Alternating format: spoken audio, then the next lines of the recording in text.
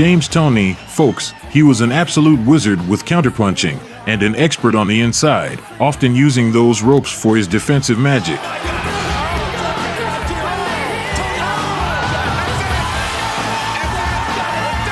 Throughout his career, he possessed quick hand speed and respectable striking power, and was also noted for his durability, never losing one of his 92 professional fights by stoppage. He reached incredible heights, but his triumph was overshadowed by a number of circumstances. This is the story of the legendary defensive master from Michigan, James Toney, also known as Lights Out.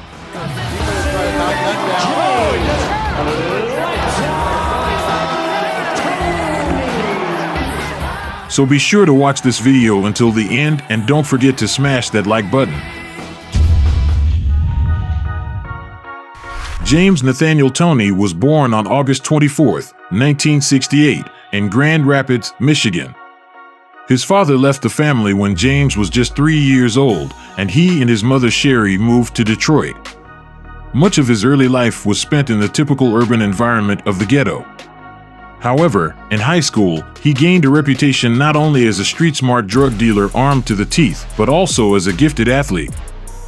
Toney excelled in both football and amateur boxing, becoming one of the top football players on his high school team.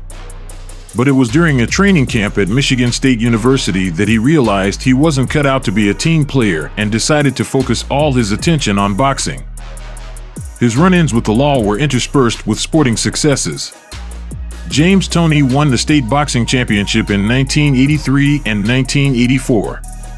After claiming victory in amateur boxing tournaments in 1987 and 1988, he decided to end his amateur career with a record of 31-2, with 29 wins by knockout. Toney knew he wanted to make a living in the ring. James, Lights Out, Toney! On October 26, 1988, James Toney turned professional.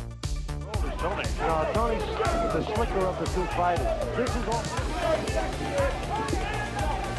Nice body shot by. He quickly and decisively won his early fights with knockouts in the first few rounds. Greg Owens, Toney's coach and mentor from his youth, dubbed his protege Lights Out. James Toney carried this nickname throughout his entire career.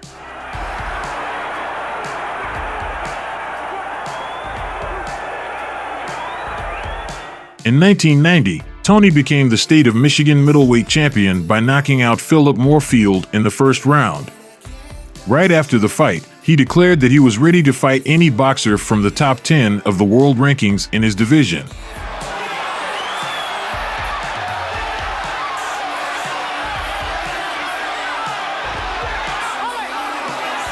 Get it free. Kind of fighting almost sideways. Finished it off. Toney finished well. On June 27, 1990, James Toney stepped into the ring against Ricardo Bryant. I go out there thinking about the fight. Various people, not those in his camp. But Ricardo Bryant is going to force answers to at least partial answers. This fight marked a significant milestone for James, as the winner would be awarded the title of champion in the newly formed IBC organization.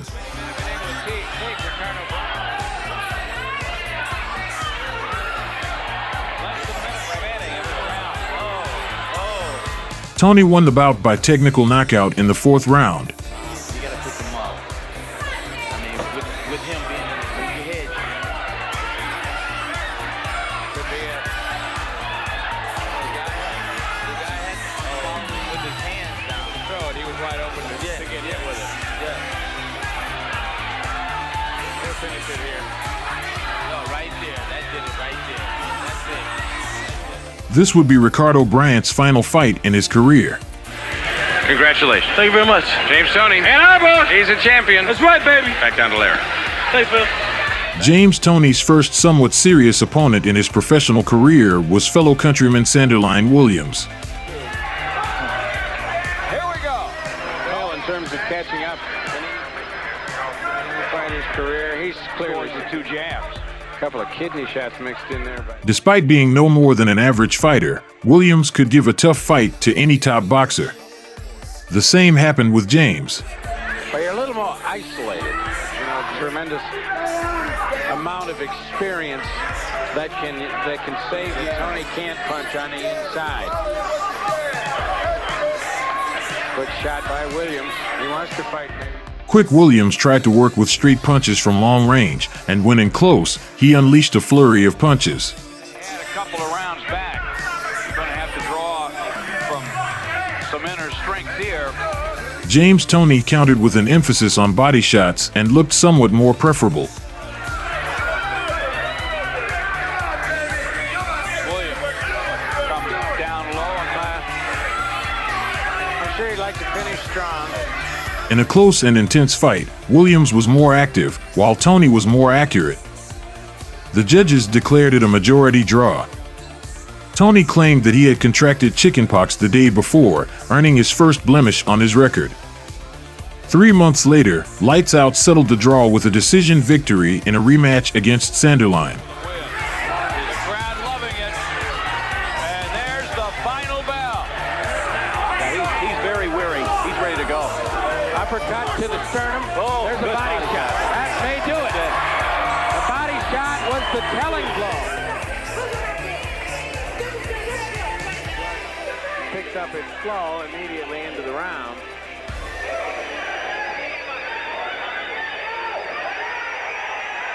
Now the fight is being stopped.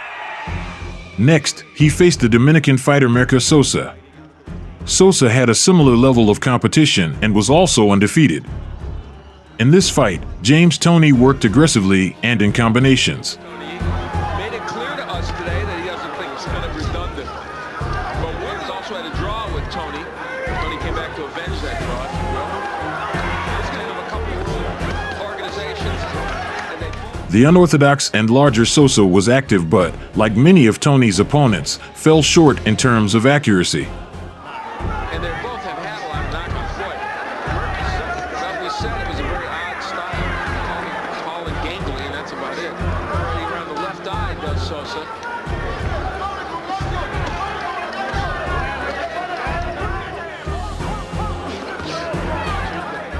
Sosa makes up for that to an extent. The third round went to James thanks to a knockdown. His opponent lost his balance after encountering a counterpunch.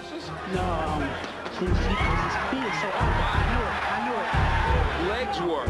He ended up being squared. The balance is the big problem. Thanks for being on. Okay, Charles Murray. Take some strange angles. Got hit again. In the second half of the match, Mirka Sosa adjusted by targeting his opponent's body, but it couldn't save him from a decision loss. However, even the loss on paper appeared closer than it was in reality.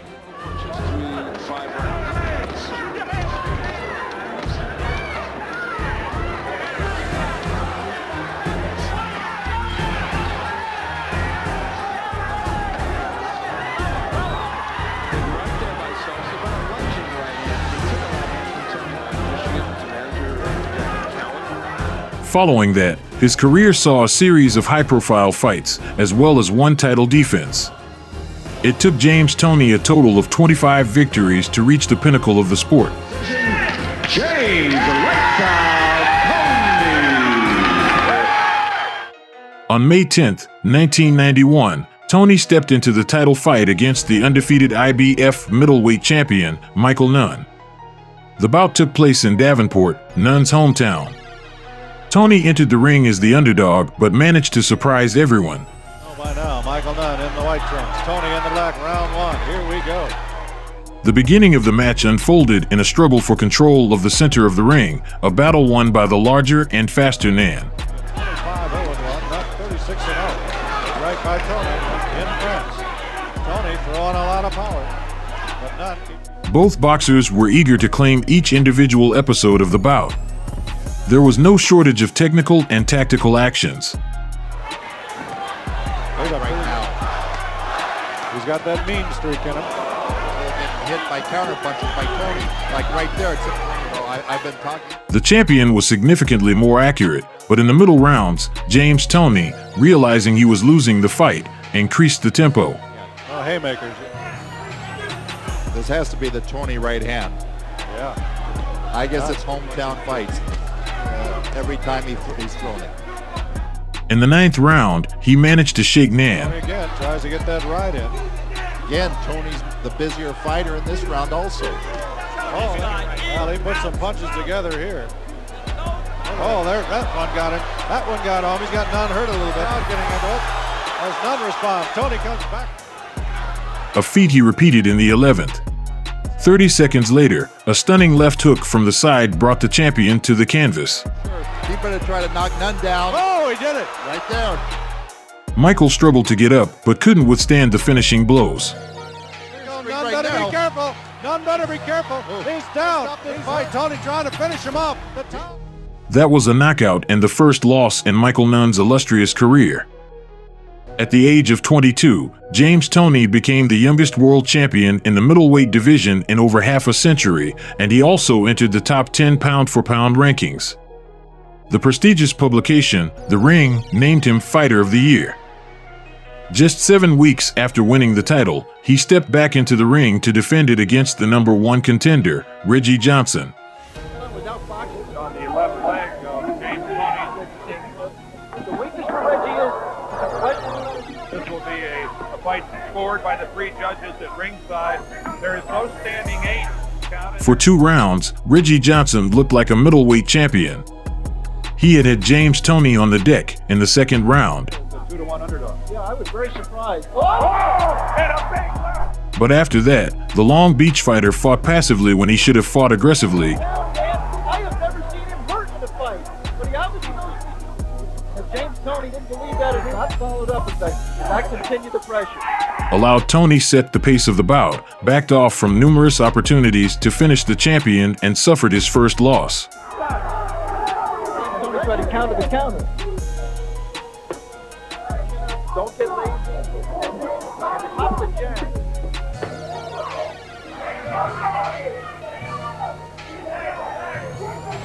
Round. The second had to be a 2-point round. I think it's third quickest first couple of rounds back to back that could go either way on the judges' scorecard. Yeah, they might hit 6 show. You would think that if you're Reggie Johnson, Toney, Richard Steele looking at that cut, and that might be just enough of an edge. In this fight, Toney suffered a dangerous cut that required 33 stitches, but despite that, he managed to win by decision.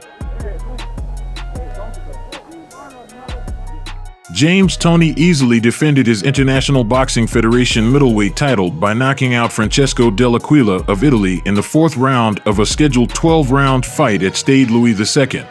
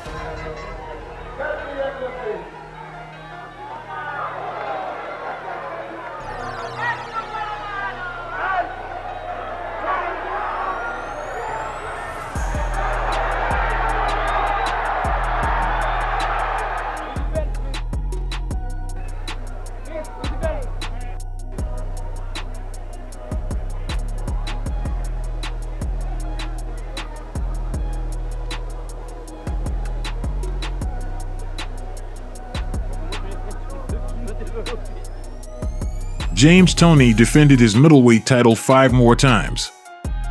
But the most serious challenges for Toney awaited him not in the ring, but on the scales. His weight between fights reached 195 pounds, and it became increasingly difficult to cut it down to the middleweight limit of 160 pounds. Yes, he's young. Yes, he's strong. But I've beaten down so many young guys, and he thinks that because he's young and he has youth in his favor, that's all. You have to fight one because of that. 2 months later, James Toney defended his title against one of the strongest boxers in his weight class, Mike McCallum. This fight was initially intended to be a unification bout, but the WBA stripped Mike of his title on the eve of the fight for refusing to defend against Steve Collins and pay sanctioning fees. McCallum had it all: status, reputation, phenomenal boxing skills, and legendary trainer Eddie Futch in his corner. He was 12 years older than James, but age didn't prevent the Jamaican from providing Toney with one of the toughest fights of his career.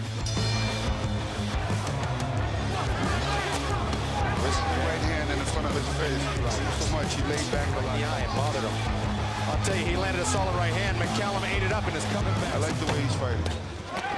Oh, good Toney with the right. Clashes like Toney versus McCallum deserve a place in the golden collection of any fan of high-tech and dynamic boxing. That's still a lot for Toney. Oh, another right hand. Toe-to-toe, bone-to-bone, Mike was more active, but James's punches appeared heavier and more impactful.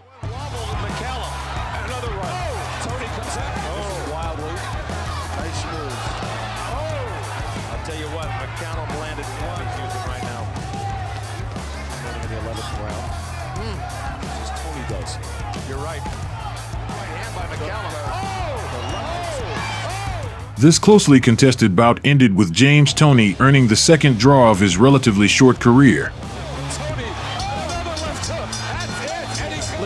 Ladies and gentlemen, the bout is a draw.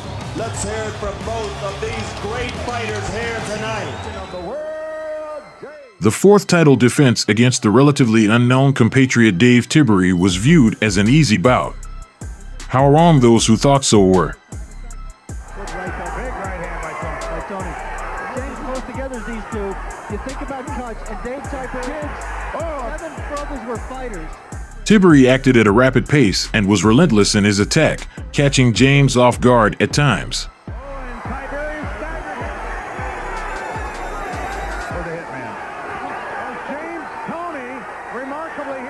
He delivered a tremendous number of punches, even shaking James in the third round.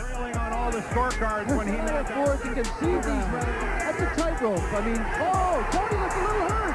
James Toney. Toney is out of gas right now. Here we come to the end of the third. Remember, Dave Tiberi felt as confident as his opponent throughout the close and incredibly intense fight. Corner and air ringside in Atlantic City. And if Dave Tiberi can continue to press, sometimes a young fighter just thinks that when he's got power, and right with borderline punches by both men, and his a fighter with as good a chin. The bout, which was fiercely contested and incredibly close, went the distance. However, there was no doubt in anyone's mind that this time, James Toney had not earned the victory. No one, except for the two judges who awarded him the win by a split decision.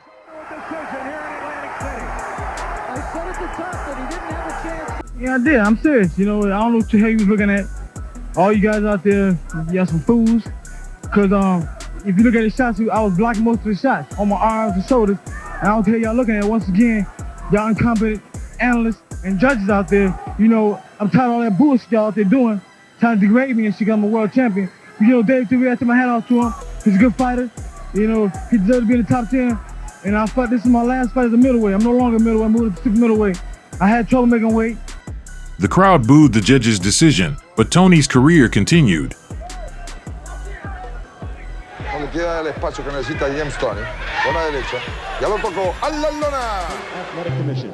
Chairman Luther Mack. Commissioner by the International Boxing Federation. In August 1992, he faced a rematch with Mike McCallum. This time, Lights Out managed to partially neutralize his opponent's jab and outpace him in speed. With James McCallum throwing left jabs that go most of McCallum's jabs. The fight, like the first one, became a treat for true boxing connoisseurs. Watch how, as James Toney in the gold trunks, McCallum in the red. That's Mike McCallum's loss to a fellow telling that the punches by McCallum might be a little too low. Each round, with a flurry of punches, a lot of strength in that 23 years.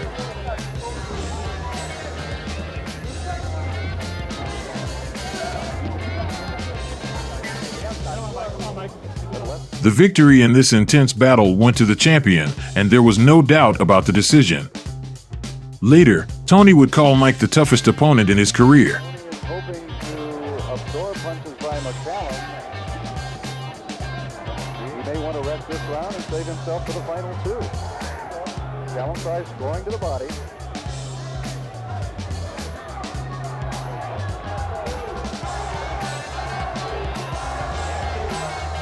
You might have noticed that at this stage of our story, Toney's fights were highly competitive, and that was inevitable. Toney stepped into the ring more often than any other boxer of his time.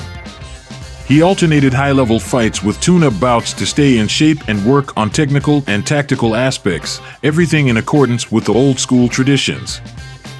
However, James was increasingly troubled by weight issues. Therefore, after his rematch with McCallum, he decided to move up to the super middleweight division. Performance by the young. In his debut fight in this new weight class, he faced former champion Doug DeWitt, also known as the Cobra. But what about the fact that one guy may have a 10 or 12 pound weight advantage? Every Cobra sooner or later finds its mongoose, and James Toney proved to be DeWitt's mongoose. Men like Donald Trump have an instinct, an ear for stars. To the easy decision over the... He can drive a trainer crazy. He can really drive you. I've seen him start fights like this, start off the fights and fight it. He took the initiative and displayed far superior accuracy. No big deal. But Doug isn't throwing... Well, to the degree that Toney has any reputation for punching power, he owes a lot of it to one big punch. The man got had a jab, and that's all he threw was that left hand and all this other... Over 6 rounds, DeWitt landed only 31 punches compared to Toney's 181. A lot of water under the bridge since then. Now DeWitt starts to fight back, as opposed to the effect of those by the lighter hitting McCallum. Hard up allows James Toney to throw the first punch.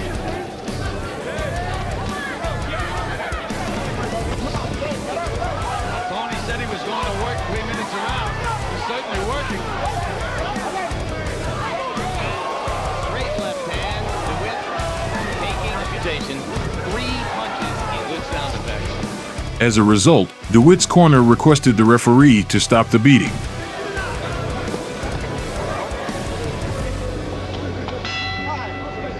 If that's what's left of his boxing career, he does. After his warm-up fight with Doug DeWitt, Toney challenged IBF champion Iran Barkley. Defying champions. Anybody among the so-called experts. It was no secret that the aggressor in this fight would be the champion. You like Richard Steele. Side with counter left and right. Mark trying to go to the body. Toney coming right up the middle. Toney had to meet the larger opponent head-on and respond sharply. What Toney excelled at more than any of Barkley's previous opponents was his ability to read his opponent's actions. For the first time in Toney's career, about fighting. Mark trying to go to the body. Toney coming right up the midfield. Iran Barkley himself realized this in the very first round, after which he seemed dazed and even went to the wrong corner. I think Toney is going to have to settle in and realize his left jab is the best thing he's got tonight. It could be an easy fight for him, but if he doesn't, he's going to get confident because he's about to blow. The champion lacked speed and often acted predictably. Guys regularly. Toney's Right uppercut inside. James Toney easily read his movements, responding with spectacular combinations. Another uppercut lands inside and whacks with the left hook. Left eye. He's had 2 detached retina surgeries in the left eye. There's a solid left hook by Toney.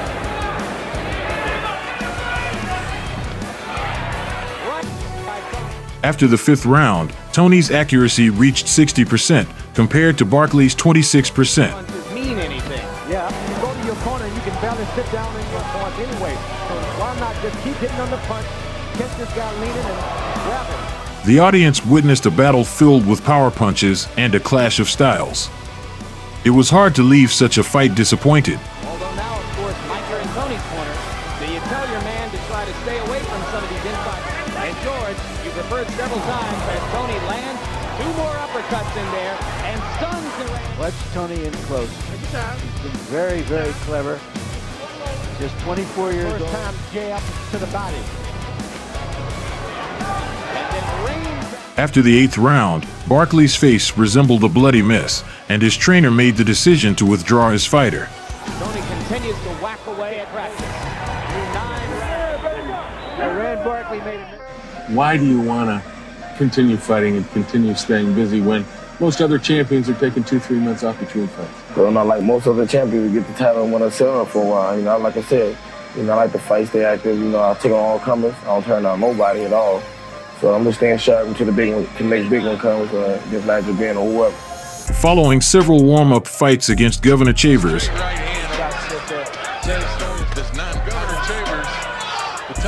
Ricky Thomas, Since then, Tony's just better just to cut above.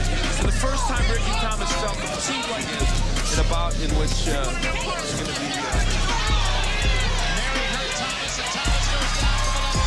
be. Glenn Thomas, Say, put the pressure on. He needs the leverage on the left hooks from James Toney there. He's landing, but he's not throwing it with the leverage. Good hooks by Glenn Thomas. He had about 4 of them in there, but he took a couple. Danny Garcia,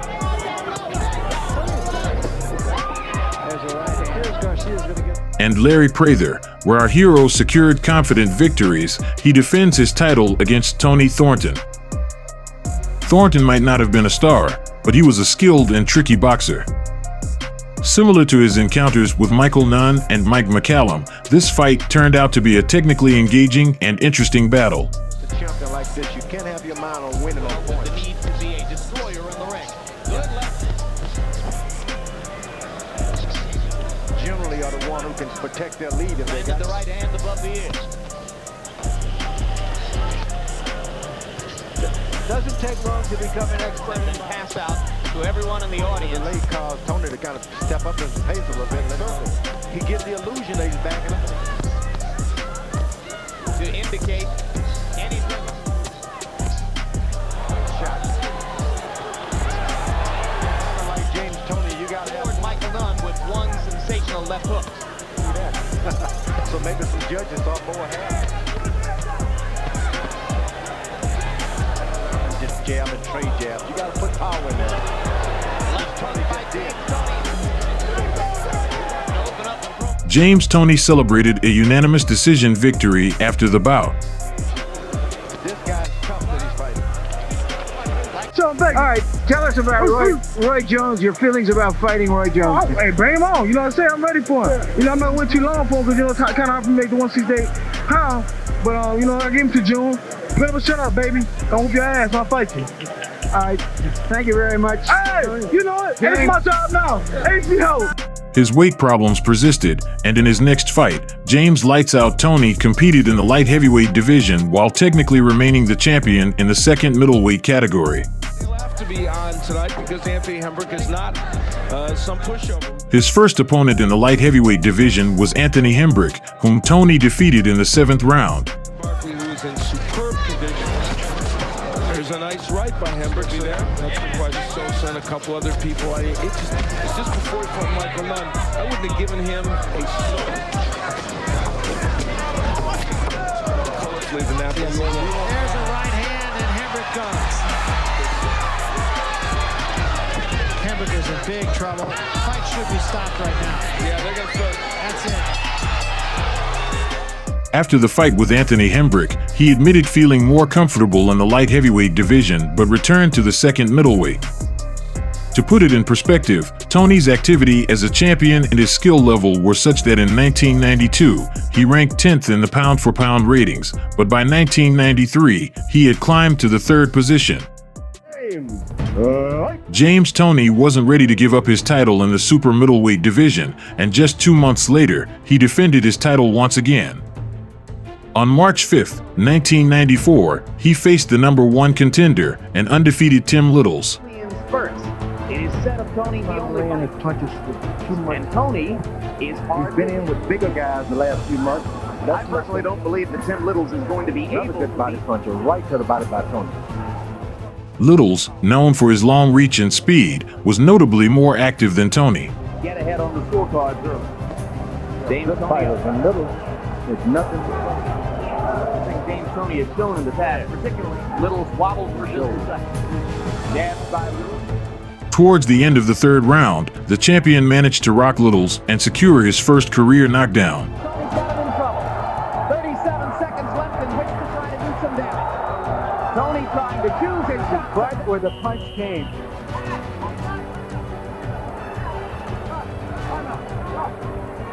In California, they can take a timeout. However, in his attempt to finish Littles, James suffered a cut due to a head clash. The cut was severe, and the ringside doctor gave Toney just one more round before threatening to stop the fight.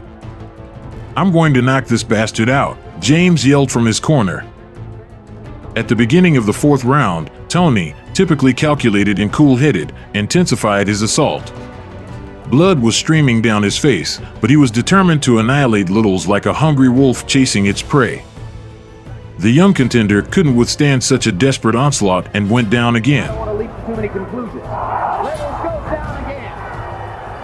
Now he's gotten time and he's gotten behind and throwing those right hands because he can't imagine the fight allowing his fighter to get caught with so many hard shots this early in his career. Look at the purposefulness of James Toney.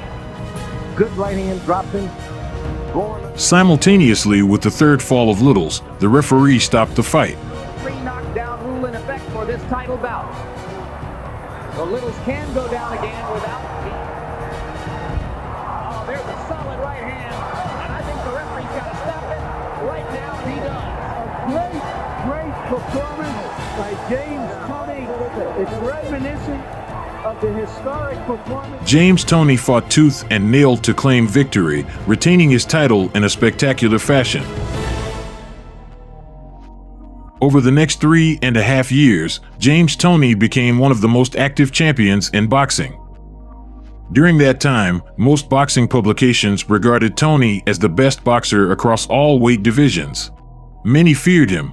James Toney resembled the great boxers of the past. His style was almost flawless. He could easily box at a distance or up close, adapting to any style. It seemed like Toney had it all: strength, speed, a solid chin, remarkable defensive skills, and the respect of his team. However, he had to grapple with weight issues once again. Between fights, he would gain weight, reaching up to 200 pounds.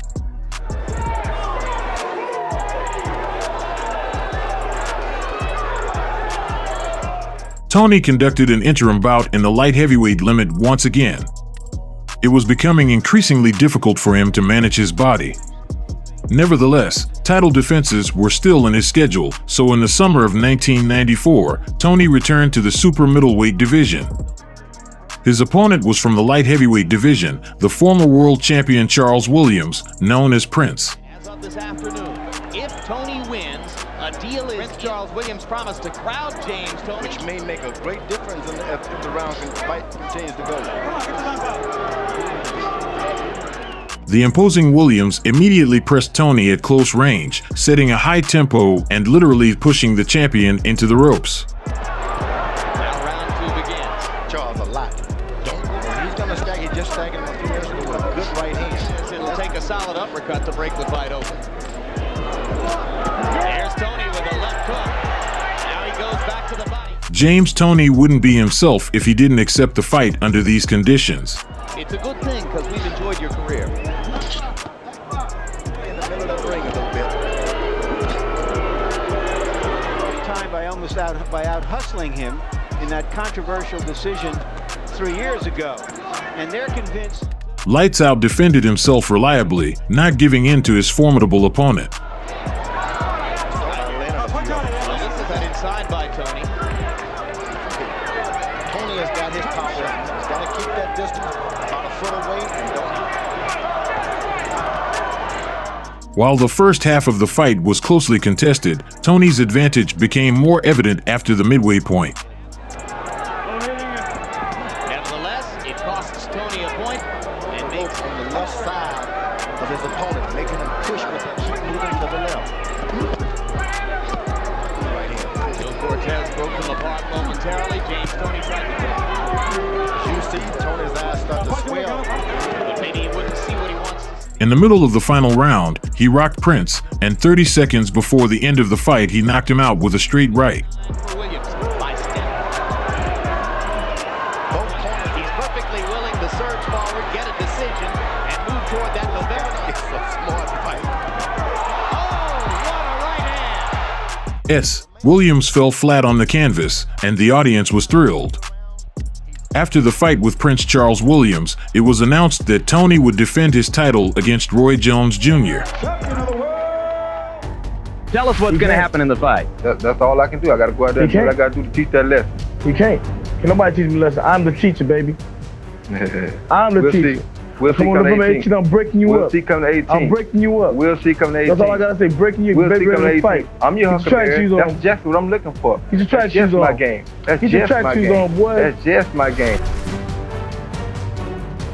It was time for an even greater challenge, a mega fight that boxing fans had eagerly awaited, a bout against the talented Roy Jones Jr. Both fighters were ranked in the top 10 pound-for-pound best boxers in the world and competed in neighboring weight divisions. For Jones, the fight with Toney marked his debut in the super middleweight division, and he was less experienced than James Toney. Lights Out was considered a slight favorite. The fight was scheduled for November 18, 1994.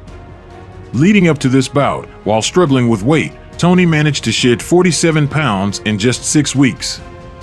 His body was severely dehydrated, a known fact within his camp. With the right hand for more than a month, has not thrown a power shot.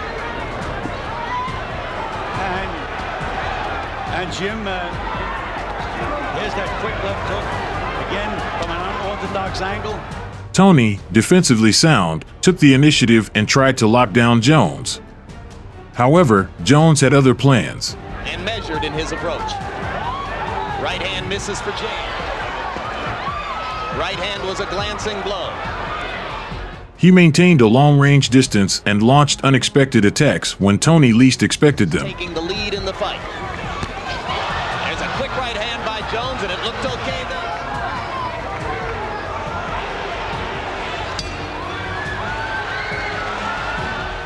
The quick and elusive Jones kept Toney on the move, working at a frenetic pace and frequently changing the distance between them. Couple of body shots by Jones. Toney carries that right hand across through. He's still scoring some points. Toney has to punch back. They come from all angles. Right hand to the body by Jones. Finally, James Toney. Good right. Jones' unorthodox style and his incredible reflexes made him a challenging opponent for Toney. There's that quickness.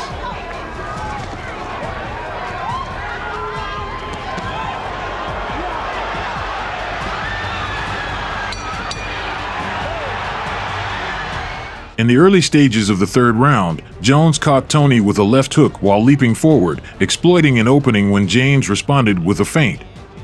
It was the second knockdown of our hero's career. Showboating by Jones. You tempt fate, I think. Left hook, and down goes Toney. It's part of the debate going on with hand gestures and fists. We don't see from that angle whether you have another angle that we can see it. Here it'll tell us right now. You see his behind never hit. He did stagger back, but he didn't go down. Harold Letterman, let's open Harold quickly. Why might that have been scored a knockdown, Harold? Jim, if the ropes are holding you up, Despite the grim situation in the ring, Toney continued to search for an opportunity until the very end, but it was all in vain. Right hand, then left hook combination. His unorthodox head, he can certainly kill the clock. Big left hook by Jones. 2 left hooks. Nobody that he's fought, he's so quick. Last tag, right in there with that left hook. And if you told James Toney 2 days oxy, too much this round. Well, this goes to show you that James has built a following in his 3 years as a world champion. Dominant as he was that day in Korea so long ago. Roy Jones celebrated a convincing victory by decision.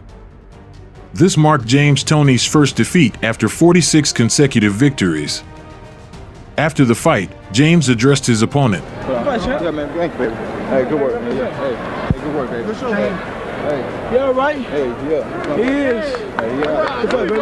Yeah. Be back. I'll be back. Yeah, baby. I'll be back. James Toney will be back. Watch out, light heavyweight. The title was lost, and therefore, in the super middleweight division, there was nothing holding James back. He moved up to the light heavyweight division. 2 days after the loss, James Toney stormed out of a meeting at the home of his manager, Jackie Collin, after she suggested he could have a rematch with Jones in the 168-pound weight category, a weight that Toney struggled with, leaving him feeling uncomfortable during the fight. I said, Jackie, I don't want to hear no more about no 168. Here she is, bumping the gums, blabbing at the mouth, saying, we can do this at 168 and this and that. And that's set me off right there. Later, Toney learned that Collin was anxious during the fight due to a proposed multi-million-dollar deal with HBO, contingent on his victory over Jones. Toney concluded that Collin's primary concern was money. I wanted him to be motivated. You know, I wanted him to realize we had a real big deal sitting on the table, a very large one. Actually, it was the largest deal that's ever been offered to anybody other than a heavyweight, and I was real excited about that, as was James. That was totally uncalled for. And I lost a lot of respect for her because she said that. His loss of respect almost led to an act of violence. He even threatened to kill Jackie Collin, but soon everything was resolved. Trainer Bill Miller believed that James might be making a serious mistake in his approach to handling his first loss. It'd be a wake-up call for him. So this thing's for real out here. This is not a one-man show out here. Boxing is not run by one individual, run by many. A young guy like James with his attitude couldn't manage himself. You know, you got fighters manage themselves. He couldn't manage himself. Too hot-headed. Right now I'm the boss. I'm in control of everything. Nobody can do nothing but me. James is calling the shots. I'm gonna do what I want to do. If they don't like it, they can kiss my butt, because it's my show now. James Toney has fought once. Jackie Collin remained James Toney's manager, but their contract was set to expire in July. James had not expressed confidence in her, so everyone was awaiting further developments. His first test in this category was a fight against Montel Griffin for the IBF Intercontinental title. The 24-year-old Griffin was undefeated, but in terms of experience, he was nowhere near the 26-year-old James. In some ways, Montel adopted Roy Jones' tactics. Not to wear the Star of David emblem on his trunks he has always worn in the past. Well, Toney went out instantly going to the body, which is emblematic of the two divisions in which he's won titles. I wonder if after he made 168 and a short right hand inside, now Toney misses. Eddie Futch says he is a unique. Go along with his body, they're almost down to his knees. To get in that ring and realize he's James Toney and forget about it. Initially, he used shorter attacks, but with quick shifts, often working ahead of James. Some body punching, but not totally like that. Let me do it. Said he would box. Well, trying to elicit a brawl from the smaller fighter. He's initiated it, and the brawl is on. Griffin is even. Well, Roy Jones had the ideal formula. James Toney focused on body shots, and at the end of the third round, he managed to shake his opponent. He's doing it so reluctantly, as though I'm going to hit back. Griffin manages to stay up. Toney goes down. Lured into this kind of exchange which is uncharacteristic of the way he's fought in the past. No knockdown. Griffin still wobbly. The distance closed in the fourth round. Inside of the left hook and the right until the Roy Jones fight. Maybe opening himself up to the right. 3 hard punches inside. And Toney is getting the better of the first half of the fight was slightly in Griffin's favor. Toney is a coaster. Put on him, George, that he can be hit with the left hook. And like virtually everybody in the sport, pay-per-view rematch.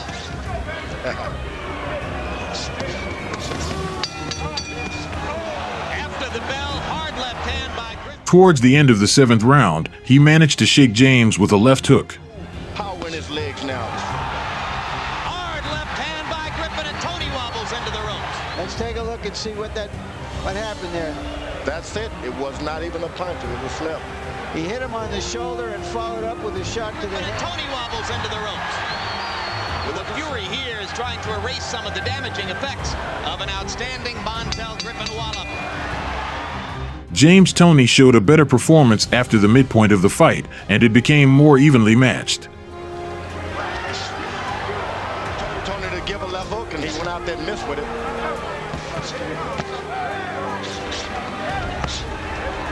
Sequin by thread by sequin.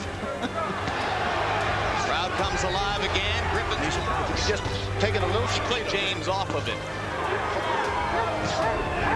Activity. He has a style, and then he's going forward, jabbing, and hey, keep his left jab going. Now you'll go with a right hand every division. Time he's got. And now he gives it all he's got and finishes with a savage flurry. The majority decision victory went to Montel. Lights Out disagreed with the verdict. The sullen, impulsive, and overly self-confident Toney changed his team, parting ways with Bill Miller and Jackie Callan. The dispute with Callan, as you may remember, began after the fight with Jones. At that time, Toney claimed that he was forced to step into the ring despite weight problems and illness. Regarding trainer Bill Miller, he said, "James no longer wanted to listen to me. He held on to what I taught him but didn't want to develop. If he hadn't stopped training, he could have become one of the greatest fighters in history. I lacked motivation. After the Barkley fight, I was never in good shape again. I quit running for 8 years," James later admitted. After an easy bout with Carl Willis, Toney hired a new manager, Stan Hoffman, and a new trainer, former world champion Eddie Mustafa Muhammad. As usual, Toney remained active and continued to score a series of impressive victories until the end of 1995. With his new team behind him, Toney defeated Anthony Hembrick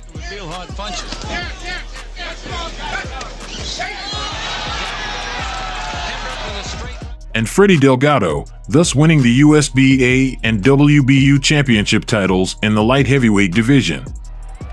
And it's working. That's it. In September 1995, Toney defended his WBU title against Ernest Mateen. Toney landed the counter left inside. Mateen goes down. However, he couldn't make the weight limit for his next defense, scheduled for December 8th, which led to his manager announcing that Toney could not shed the necessary weight in time. This fight was replaced with a bout for the WBU Continental Championship in the first heavyweight division against Greg Everett. Everett, at the age of trainer of many professionals and the Olympic fire under him. He simply couldn't make the light heavyweight title. Particularly noteworthy is the fight with Greg Everett, where our hero sealed the deal with a textbook short right-hand punch. He is one of the more active boxers. After that fight, Everett never returned to the ring. Despite his success in the heavier weight class, Toney still harbors his loss to Roy Jones. He believes that he allowed Jones to win only because he was in poor shape. During the same period, Toney successfully defended his title. The window of opportunity right here. The left hook and the right. Steve Slover watching very closely. Butler trying to slug his way out. This could be it. Toney coming back with a big left hook. Johnson. Very small ring, only 16 by 6. Once I really thought he has hurt Williams and hurt him badly. Williams goes down. Remember, he went down to a knee at the end. On December 6, 1996, James Toney faced Montel Griffin in a rematch. We'll see. Montel, he can lead. He's a hard puncher when he's right. Now he knows that Montel can. Some of the other good fighters he's beaten. Michael Nunn, he was brutal to the body.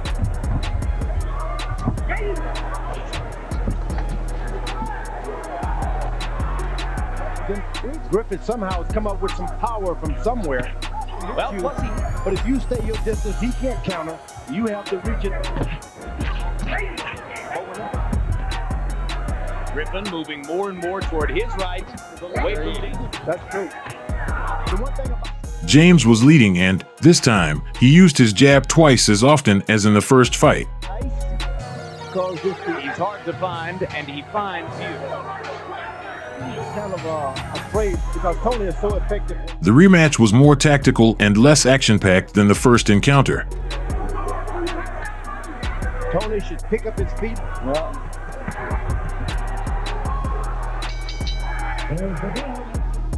Toney looked better, but Griffin won by unanimous decision from the judges. James Toney, after the first fight, you expressed shock at the decision. Were you surprised at all by this decision? Yeah, I'm real surprised. I won 9 rounds out of 12, you know, and hey, what can you say? Hey, I can't say nothing. I mean, are you satisfied that you were in the best condition you can be and that you gave the best effort you could give? I was in damn good shape for the fight. You know, he didn't hurt me at all. And he ran the whole fight, 12 rounds. So what can you say? You know, I won the fight, flat out. Everybody out there saw it. What's next for James Toney? You know, well, we don't know.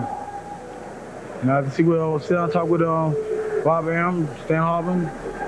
That's all I can tell you right now. Right now, we just know I got robbed tonight. Everybody saw Snow Job on HBO. Thank you very much, James. James Toney was extremely disappointed. He had suffered a second undeserved defeat at the hands of the same opponent.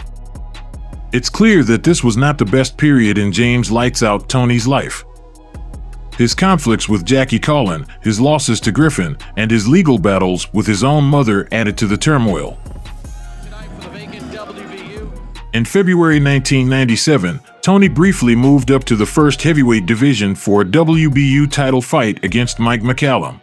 Fights you. If you don't take a step to your left when you throw your left hook, you'll never land it. See, there's an example. See McCallum again just digging to that body. That's why he's called the body snatcher. Counter left from Toney.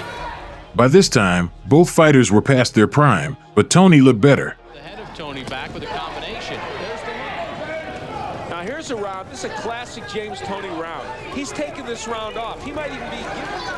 The fight was similar to the previous two, but it was less competitive. Nostalgia again, a lot of punches, and excellent tactical readiness from both fighters. Have one 11th round knockout in their careers. It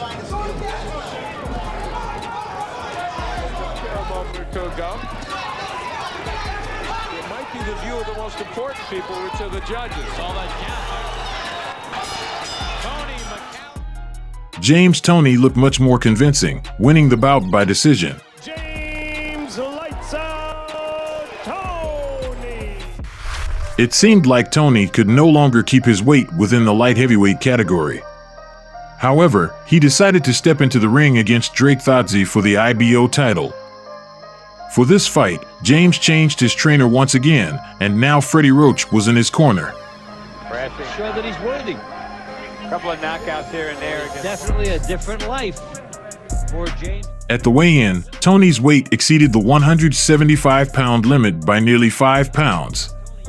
He was given 2 hours to shed the extra weight, but when he returned, his weight was still at 177 pounds. The fight was allowed to proceed with the condition that Toney would not receive the title even if he won. Good crossing right hand, Thodsey getting some shots in.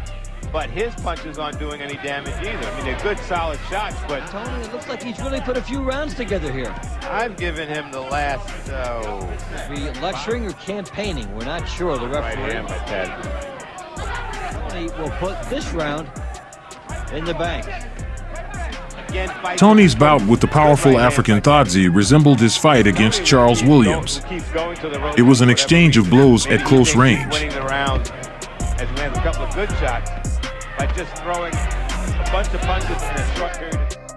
During the fight, Toney began to tire quickly, leading to his loss by decision. This marked the end of his time in the light heavyweight division. James Toney had no other option, and he moved up to a higher weight category.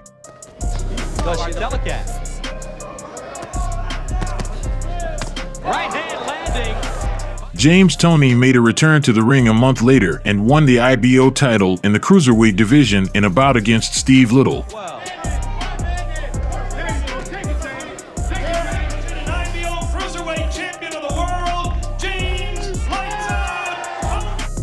After the fight with Little, Toney decided to move up to the heavyweight division and began a specialized training program to increase his muscle mass. In January 1998, his fight against former champion Larry Holmes was scheduled, but shortly before the bout, it was announced that Holmes had sustained an injury during training. In April, HBO was looking for an opponent for Andrew Golota, and Toney offered himself, but Golota's team rejected his candidacy. When Roy Jones declined to fight in the heavyweight division against Buster Douglas, Toney offered to replace him but was once again turned down. James Toney even stated that if Jones wanted to fight in the heavyweight division, he should face him, but Jones refused. During this time, Toney faced serious personal problems.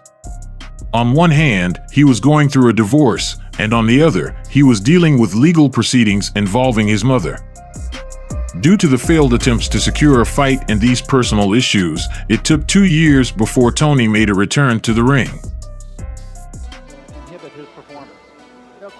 In 1999, James Toney made a comeback in much better shape than before and went on a winning streak. And then there were times he could just flat disappear. Started in the first round, quick, crisp right hand. During his time of inactivity, Toney's weight had ballooned to 275 pounds. Many believed that he would never be a serious contender again, but he surprised everyone when, in March 1999, after 7 months of rigorous training, he stepped into the ring against Terry Porter. He was in excellent shape and had become more muscular than ever before. Toney won that fight by technical knockout.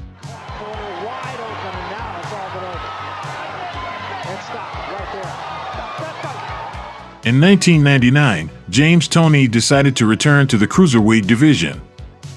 On July 29, 1999, he faced Adolfo Washington, and it was the first time Washington's solid chin failed him. Loss in the final 10 seconds of round 12. And you were the smart one. You took your fans are booing, but really for no reason. Toney's chiseled physique indicated that he was taking his comeback seriously. In October of the same year, he scored a brilliant unanimous decision victory over the tough puncher Ramon Gabri.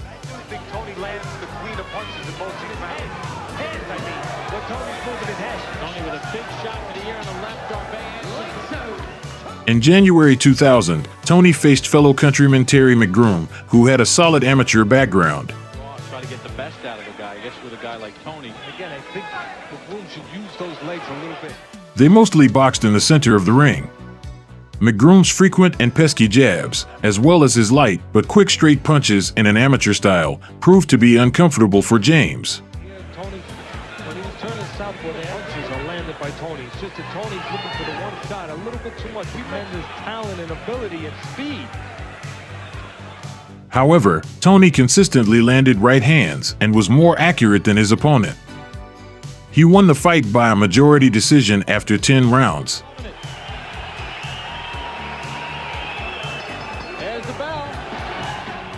Toney finished the year 2000 with one more victory, defeating Courtney Butler by knockout.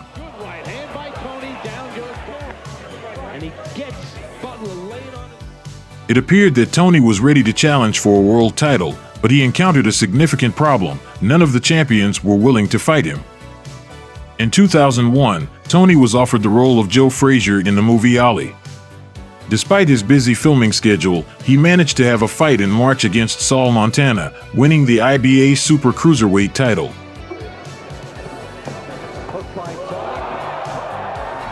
On July 20th, James Toney faced heavyweight Wesley Martin.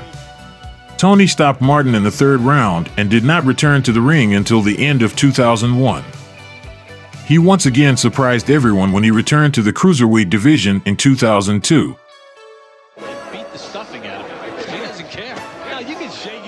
He continued to secure victories, but in some fights, he weighed over 200 pounds.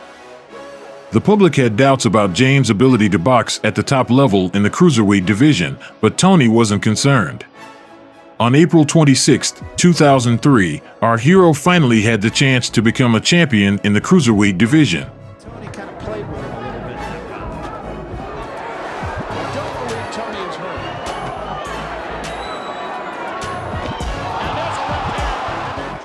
His opponent was the formidable IBF champion from Kazakhstan, Vasily Jirov, known as the Tiger, who had already defended his title multiple times and was 5 years younger than James.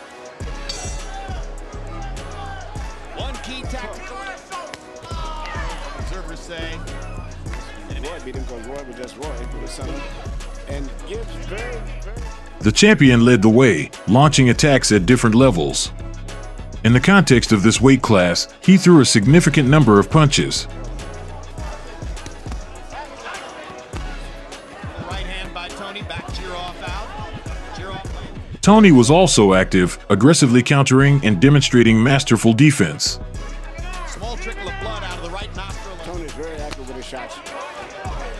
Toney steps into a support himself. And Vasily got the left to the belly again. And Giroff. In the beginning of the third round, Giroff landed a low blow, causing the challenger to writhe in pain and take a knee.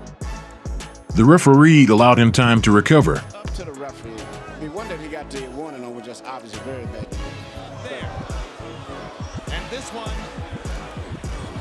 about the mouthpiece of Toney. No comment. Giroff Tarver would be interesting. They're both tall southpaws, but only one has done that 4 times.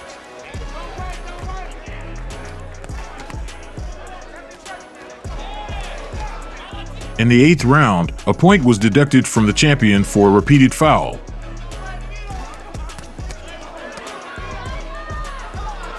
Low blow.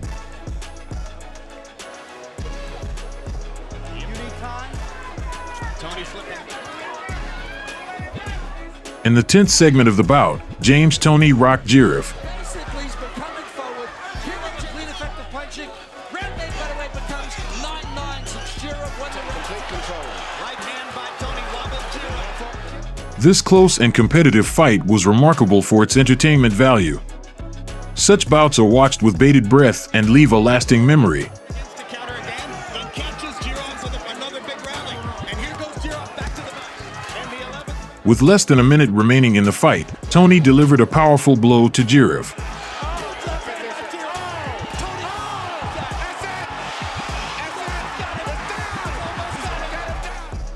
Under a barrage of punches, the champion went down for a knockdown but managed to endure until the end of the bout. It was this knockdown that allowed James to secure victory in a close contest and become a champion. The Association of Boxing Journalists named the fight of the year. James Toney couldn't defend the title because it became increasingly difficult for him to make the weight limits. Additionally, the desired fight with Bernard Hopkins never materialized as negotiations reached an impasse. Therefore, the only option was to try his luck in the heavyweight division.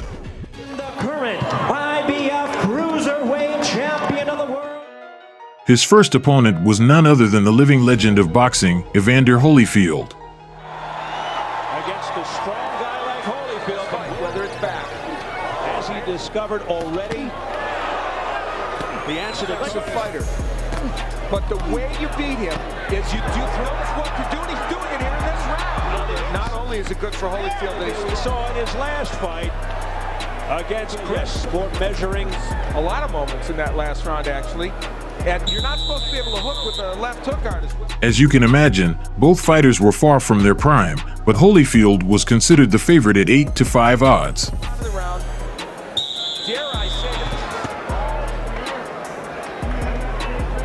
Holyfield told us fighting as Toney backs off, gets him, this can crop up in a second. Back comes Holyfield. Now, does Toney think he's punched himself out? Will he try and come back? Crisp left hooks.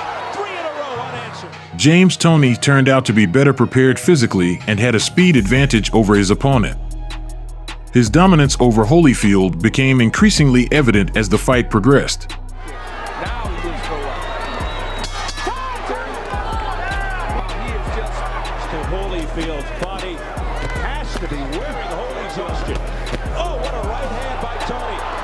Not enough punches coming from him. To become undisputed champion once again. You have to wonder about that after this performance there in the corner. Don Turner urging. I remember the boxing corner in a long time. You'll continue to get hit by these ones. In the middle of the 9th round, Holyfield found himself knocked down.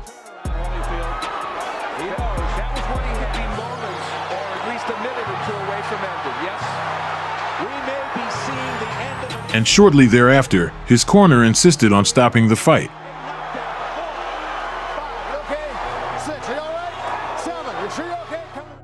2 Two outstanding victories over Girov and Holyfield led to James Toney being awarded Comeback of the Year by The Ring for the year 2003.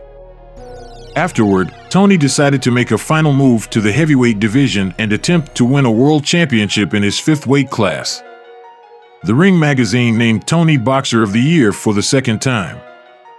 Having thoroughly enjoyed the attention of the press, James Toney appears in the ring almost a year later and receives the title of the not very authoritative IBA organization in a fight against Rydell Booker. You see later in the fight, he's measuring for his right hand. He's sticking his left hand out and then measuring for his right hand. He was more of a one-handed fighter. That's where Booker... On April 30th, 2005, Toney had the opportunity to join the exclusive group of boxers who have become champions in 4 weight classes. He faced WBA heavyweight champion John Ruiz at Madison Square Garden. Said, I'm going to get much greater than John Ruiz. 2 left hooks by James Toney. My sense of Ruiz, Roy, because he doesn't really let Ruiz know that he has to be respected like that. Into the stand. And he would make a mention of it in the article, hoping that he'd read it, so that people would know that he's a good fighter and he's a forward. And John drapes his left arm with regularity, just bringing it straight over the top. Now there are some hard body shots by Ruiz. He lands a left hand. Used to seeing. Ruiz fought defensively, often leading with his jab and frequently resorting to clinches when the opportunity arose, as was his usual style. Kitchen slipping as we say. Okay, Jim. 29-21. Ruiz. Hard right hand. Might he be letting his hands go too freely, Roy? Despite this, there were moments in the fight that could captivate even the most seasoned spectators. Courageous characters in the sport, including Mike Tyson. Ruiz begins to rotate his shoulders and move his head and still takes the right. James took on the role of the aggressor and was almost twice as accurate as his opponent, frequently finding success with his classic 1-2 combinations. Landing combinations the way he is. Slash boxing, Roy Jones. The question is, why does... In the beginning of the 7th round, a solid 1-2 combination shook Ruiz's head, and a subsequent left hook to the side resulted in a knockdown for Ruiz. 6 Ruiz, 15 out of 52. Toney, 12 out of 20. See Toney throw 1-2 that landed on Houghton head and came with a hook, but Ruiz fell right there. You could tell it was contact from the steps on Ruiz's right, his left foot steps on Ruiz's right foot, and that's when Ruiz falls. So technically, it shouldn't have been called an knockdown. At close quarters all night. Yeah, but see, that's what Toney hurt him now. At the start of the next round, Toney managed to shake John again. He is not. Yep, and this style he's fighting tonight, he's probably going to get knocked down again. You see they come together in an exchange, but at the end of the exchange, they get tangled up like right there, and he slipped. And I don't think it's time to shine. He's not going to win a fight like this, not against a former middleweight. Oh, what a huge right hand by Toney there. Come over the top with a counter right hand. In high school, melted down. And he had to lose 38 pounds in 4 weeks. It's no surprise that James Toney celebrated a unanimous decision victory after 12 rounds. He became the 3rd middleweight in boxing history to win a heavyweight title. Immediately after the bout, James Toney, in his usual manner, commented on his past and future opponents and called out Vitaly Klitschko for a fight. However, his championship in 4 weight classes was marred and ultimately nullified due to a doping scandal. Toney's test came back positive, and 11 days after his victory, the status of the bout was changed to no contest. The title was returned to Ruiz. Toney claimed that the failed drug test resulted from medications he used to recover from a hand injury sustained prior to the bout with Rydell Booker. On October 1st, 2005, James Toney defeated Dominic Gwynn in a battle for the IBA heavyweight title. And facing even better competition on this, he would be active. That's it. I heard a bell. Is that you? In March 2006, he had another title opportunity, this time for the WBC title. The prestigious WBC title was held by the well-known American Hasim Rahman, nicknamed The Rock. There twice in a row. The night that Rahman beat Lewis. So as the fighters was as clever as the middleweight. He's got small hands. They're not a heavyweight's hands. So he's going to have to land a lot of those. Both 37-year-old James Toney and 33-year-old Hasim Rahman gave their all, delivering an exciting battle for the fans. rolled his shoulder, came back with a little counter right here. They threw numerous punches, and neither of them was willing to back down. Toney totally aware of everything around the ring. As the final round approached, 2 out of 3 judges had Toney leading by just 1 point. However, the 12th round, which went to The Rock, resulted in a draw. Realizing that he did not truly with his sharper, better connect. The championship in the heavyweight division slipped away once again. He began training 6 weeks ago. In September of the same year, 2006, James Toney faced top contender Samuel Peter from Nigeria. The fight didn't feature a high pace or density of action. Uses the ropes for support. Become more hittable with age. Haven't seen the monstrous overhand. Peter landed right-hand punches effectively, often immediately after Toney's left body shots. Just too slow to react his tracks. Peter's very flat. James Toney is a heavyweight. A double jab by Peter, setting up the right. Goes out of the right nostril of Sam Peter. Overhand right by Peter. Countering right hand by Toney. When he had Klitschko hurt, he didn't. Left right. Tony himself frequently utilized a right straight in his attack. Again and smiling. Steam and then a tired big man can starting off fast, and then Peter's coming.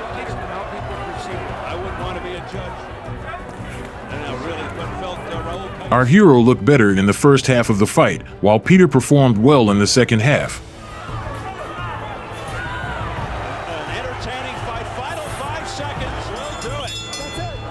Samuel Peter won the bout by a split decision.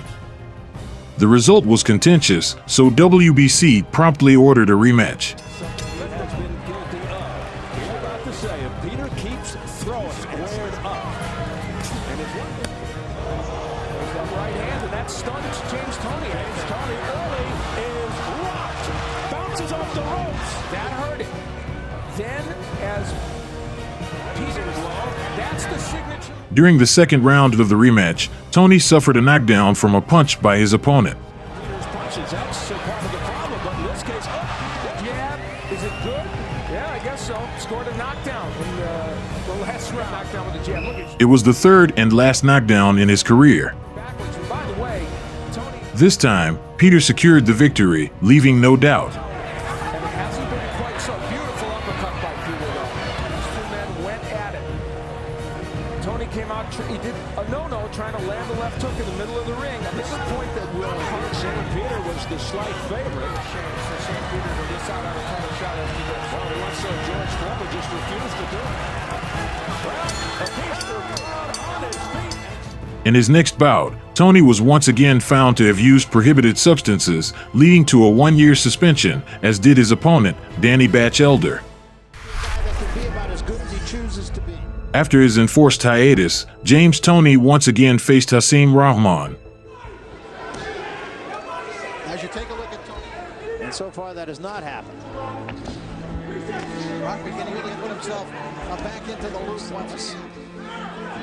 Again, just working behind that. The fight didn't go as planned, as an early head clash caused an opening cut on Rahman that hindered him from continuing. Left hand thrown by Toney. There's a good shot from the hand. Still 40 seconds or so. Things are beginning to happen for him. He wants to keep it an outside. Initially, Toney was declared the winner by a technical knockout in the third round, but the Athletic Commission later reviewed the result, and the bout was ruled as a no contest.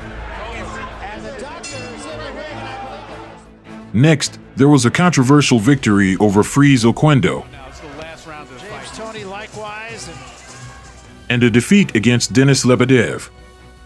Being relatively inactive, James Toney expressed his readiness to step into the ring against one of the Klitschko brothers, but neither Vitaly nor Vladimir showed interest in such a match. Fighters like Hay, Hopkins, Green, and others took turns declining to face the challenging James Toney. Promoters increasingly cited arguments such as old, overweight, or lost form and motivation. James Toney responded, "If I'm small, old, and fat, then come and put me out of my misery." James Toney decided to focus on working on his own image and took a break from boxing. Overall, James continued to compete until 2017, but in these later performances, you would hardly see a glimpse of his former greatness as lights out. He concluded his career with a record of 77 wins, 47 by knockout, 10 losses, and 3 draws. None of his opponents managed to knock him out. Throughout his career, Toney was knocked down 3 times, once in a fight with Reggie Johnson, once in a fight with Roy Jones Jr., and once in a rematch with Samuel Peter. In August 2010, Toney participated in an MMA match under the rules of that sport against its legend, Randy Couture, who choked him in the first round. James Toney is a self-sufficient individual and has invested in various construction businesses. Toney is married to Angie since 1997. The couple has 7 children. James Toney is a unique figure in boxing history. His career is divided into 2 stages. The boxer from the pound-for-pound rating lost several fights and ended his career. He returned to get his body in shape. Along the way, during the second phase of his career, Lights Out won 2 championship titles. His uniqueness is in his longevity and ability to operate in the field of opponents' strikes. He had his shortcomings, but tried to make the most of his advantages.